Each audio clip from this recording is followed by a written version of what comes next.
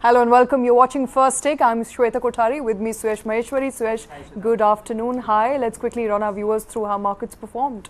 Yes, the markets overall, it was a slightly muted day for the markets. After the 2-day, movement that we saw where markets was only able to move in a range of about 60, range bound. Yes, 60 points or so. We finally saw some bit of a correction taking place. Indian markets ended in the red with the last check for Nifty coming in at around 13,935 mark. As you can see on your screen, it was down by about 0.25%.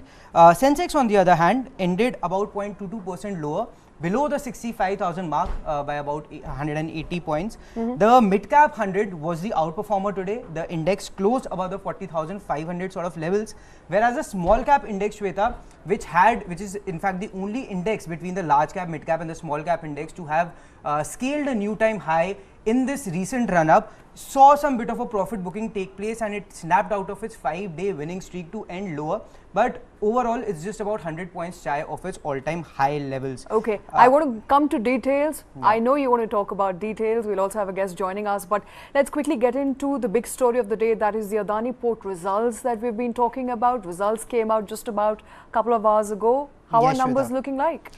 So, the numbers are a little complicated to understand, but overall the results are good. Now, there is a beat on the revenue front, but profit figure missed street's expectation. Now, there's a reason for it. I'll get to it in just a bit, but let's look at the numbers as you can see on your screen. Now, revenue for the company was up about 27.6% on a year-on-year basis, coming in at 6,646 crore versus 5,210 crore in the previous quarter, in the previous year.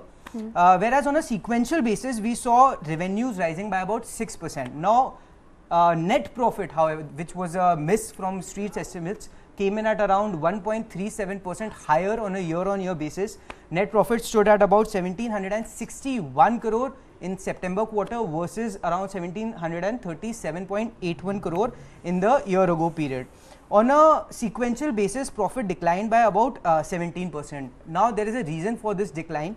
The profit was impacted by a one-off tax write-off of about 455 crore. The company said that profit was lower as the company had to write off 455 crore MAT credit on election of new tax regime. So that's why if we add that back, the profit figure is in fact in line with what the street was estimating.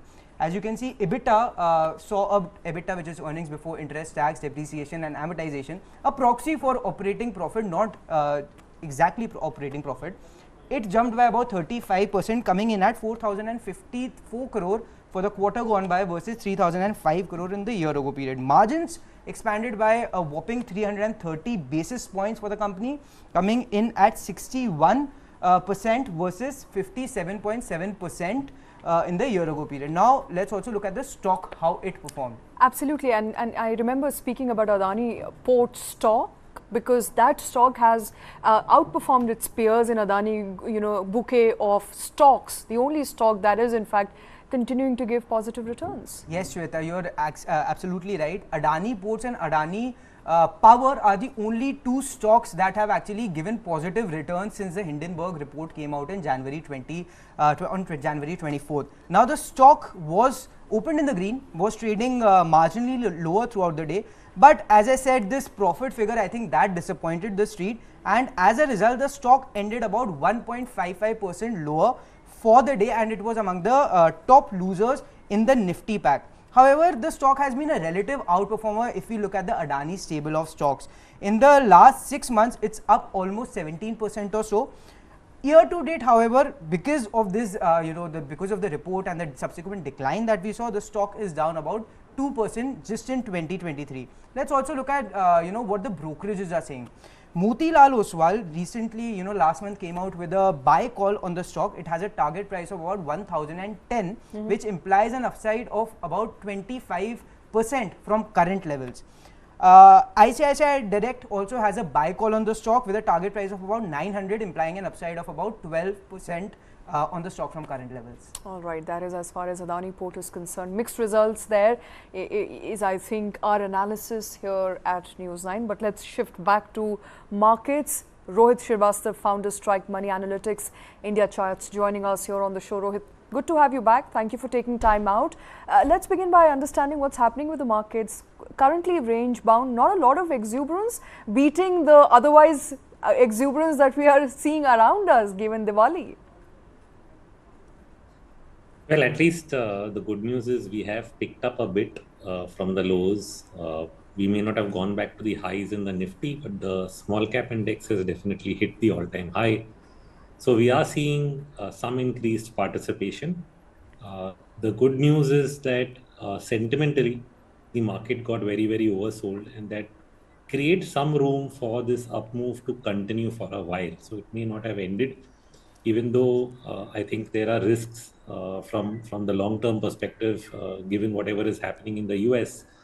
Not much really has changed there in terms of the interest rate environment, the yield curve inversion, etc., which in short means that the risks of a slowdown or a recession in the US is one of the overhangs that we're going to have to deal with as we get closer and closer to 2024 for long-term investors. But in the short term, again, we got oversold. We are bouncing back, and the bounce doesn't look like it's over. So we should be prepared to look at maybe 19,700 at least, if not a little higher than that in the coming weeks as we go to the end of November. Hi, Mr. Srivastava, Suyash here. I mean, the overall setup, as you just mentioned, looks positive, right? The global cues that we have been tracking week on week, the Brent crude prices in general, which slipped by under $80 a barrel. However, they have reclaimed those levels, just trading about $80 a barrel or so. The US 10-year bond yields, which have significantly eased from the peak of about 5% or so, now they've eased by 40 to 50 basis points, and it's currently hovering around the 4.55% sort of levels. The overall sentiment does look bullish, but in the last 2-3 days, the mutedness we have seen, I mean, after the kind of 600-point run-up that we saw in Nifty, isn't this consolidation desirable? Yeah, sure. I mean, like I say, I mean, it's a 2-3 day consolidation. You pull back 50-100 points, completely normal. And in a way good, because if everything moved up simultaneously, then you need a bit of easing to continue the upward march. What has happened, like I said, sentimentally, if we look at the market, it is extremely short. The positioning in terms of FIIs continues to remain, minus 163,000 contracts short as of yesterday. Hopefully it eases a bit in the coming days, and that provides room for, an upward move. It's the same thing we even see in the US, for example. The US CBOE put call ratio was extremely high at the recent bottom, and that needs to cool off a bit. So we have room for upside, but it cannot be seen as a runaway move. So you're talking about oil prices, for example. We all like to make this narrative that rising oil prices are bad and falling oil prices are good. But longer term, that the exact opposite is true, because no economic growth period is accompanied by falling oil prices.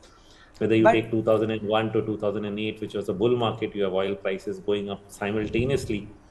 And similarly, even if you take most recent COVID period, from the lows of almost oil going negative to ending up at $135 when Nifty was 18,200 in April of 2022, even in the midst of the Russian crisis, oil prices accompanied higher equity prices. So that's been the case. So when you see in the geopolitical risk right now, oil prices are not really able to hold up.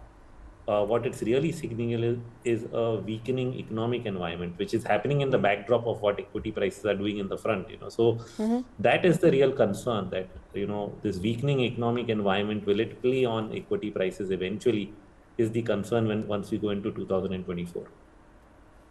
All right. So you were talking about crude prices, not necessarily, I mean, the decline being a positive for the market, but India in general, it's a positive, right? Since we are net importers of oil, and a lot of industries ranging from tires, rubber, paint, upstream companies, they all stand to benefit from the reduction in crude prices, as it's an essential raw material for them. So the margins margins are boosted because of that. Rohit, I think from what Rohit is saying, and from what I'm understanding, it's like a demand and supply situation. If the demand were to be higher, the rates of crude oil would go up. It looks like the demand is lower, so no matter who the intaker is, there is not enough intake. Am I correct in assessing that, Rohit? You said no necessary growth period is accompanied by lower crude oil prices. So essentially, there is no demand coming in. Yeah, demand is meaningfully slowing down, is what the oil price itself suggests. But is that happening from India? Because, and in fact, me and Suyash, we were having a lengthy discussion on India continuing to import as much as it was importing a couple of months ago, if not lower, which essentially means that India's oil demand is consistent.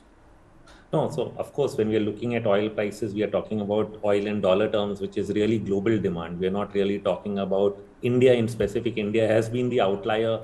All of 2023, our economic growth is still going to be 6.5 to 6.6% GDP growth for the end of this year. So India is not really witnessing that kind of a slowdown yet. The world is, because if you look at global PMIs, they've all come down. In fact, they're all sub 50 for Europe, for China, and even for the US most recently, as it was reported at 46. And so that's almost, all major, economies showing, degrowth as far as the PMIs are concerned. So that's what reflects in oil prices globally. India is the outlier. Now, sir, you also mentioned about FIIs, their overall net position remains on the short side. But I think in the last couple of weeks, the net short position in the FNO segment has reduced from about 90% to about 80 odd percent now. And given the fact that, global cues are improving, do you expect FIIs to finally return to Indian markets and maybe perhaps push the markets higher to another all-time high? So let's just segregate the two things. What you're saying is FII is returning to India. You're referring to the cash market, and when you're talking about the positioning, we are talking about the futures market, which is the index futures. Now, index futures reducing shorts from 90 to 80% is not significant. I try to look at it in number of contracts. It's like 75,000 contracts you had reached recently. You're at 167 or something. It's not much of a reduction. Reduction would be if you come down to 50,000, 30,000 contracts, and that would be a huge reduction. Or in most cases, when you've had bear market rallies, you've often seen the position even come back to zero. So you wouldn't be surprised if a lot of that gets covered into the month end when you hit expiration, but that's still a while away. Now, when you talk about the cash market, okay, will FIIs return? The real reason there has been, in the near term, it has been interest rate differentials. In the long term, it's still debated what is the cause as to 6 years being negative flows since 2015. But if we just look at the current year, we can sort of attribute some of it to the interest rate differentials really going away between India and US, because US bond yields have moved up a lot more than they have in India, narrowing the gap over there. So you're really not seeing flows for the last 3 months. We've already seen 75,000 crores of outflows till the end of October, and November still remains negative. So will that really change on the cash side?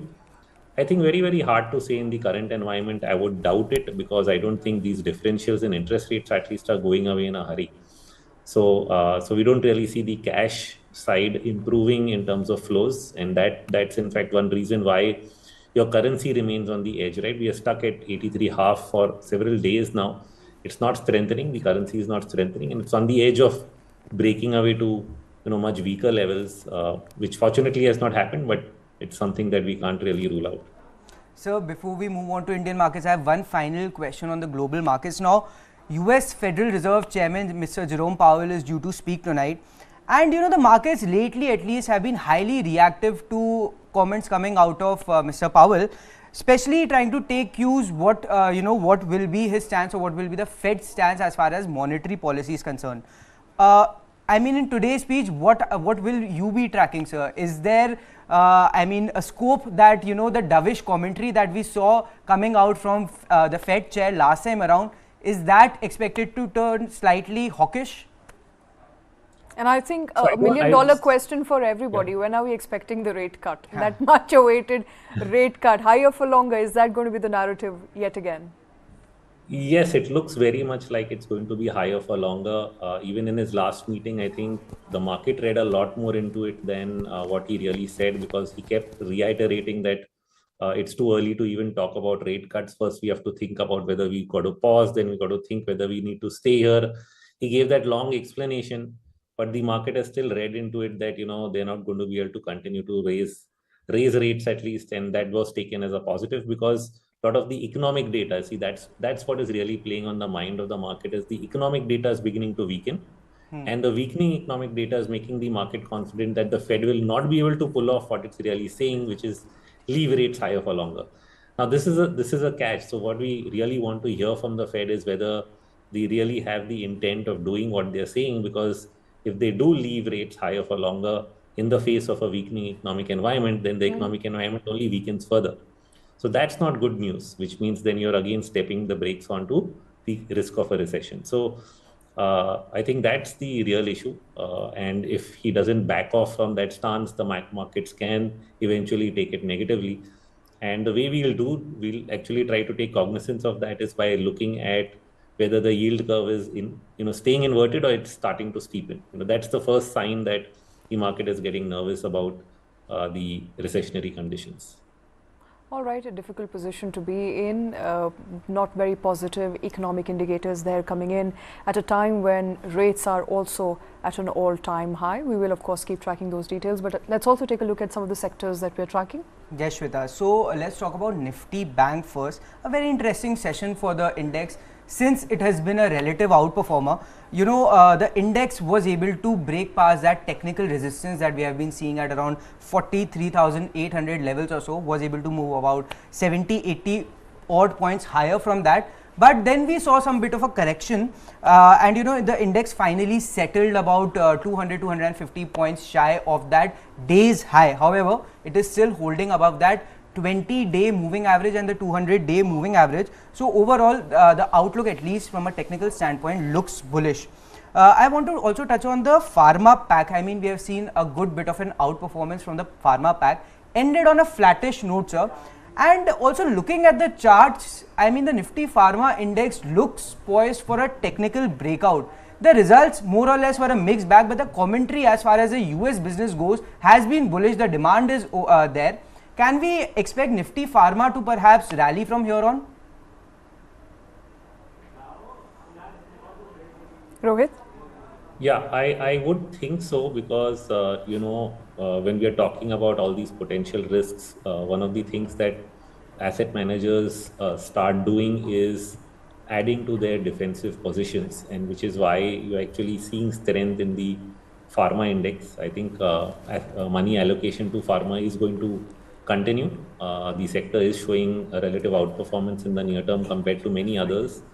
And it's done so for a large part of this year as well.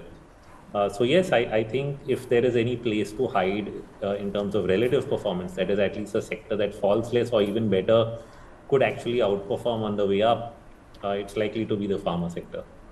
Now, sir, Samvat 2080 is about to begin I think in the next couple of days. Begins on November 12th, the day of Diwali. Any particular themes or sectors that could perhaps outperform going forward? So if we take a much longer period of time, because we're talking Samvat and then we're thinking possibly a year or more, then one of the cues that we got throughout 2021, 20 to 23 is many of the sectors that were breaking out of 8, 9, 10-year consolidations, which includes everything from power, metals, the PSUs themselves. These are all very, very interesting economic sectors, capital goods, that I think have done what we call long-term breakouts from multi-year consolidation zones. So these, I think, are signals of long-term turnarounds that are going to be with us for many, many years.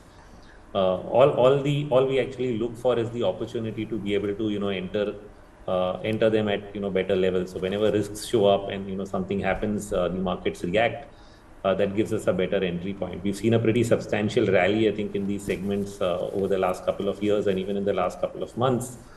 And it would be good to really wait and look for good entry points. But those are, I think, the sectors for long-term investors to keep an eye on that have really broken out of multi ranges. All right, Rohit, thank you very much for taking time out. Thank you for joining us here on Last Stick. Appreciate you joining us today. With that, it's a wrap on Last Stick. We'll be back with Business Plus.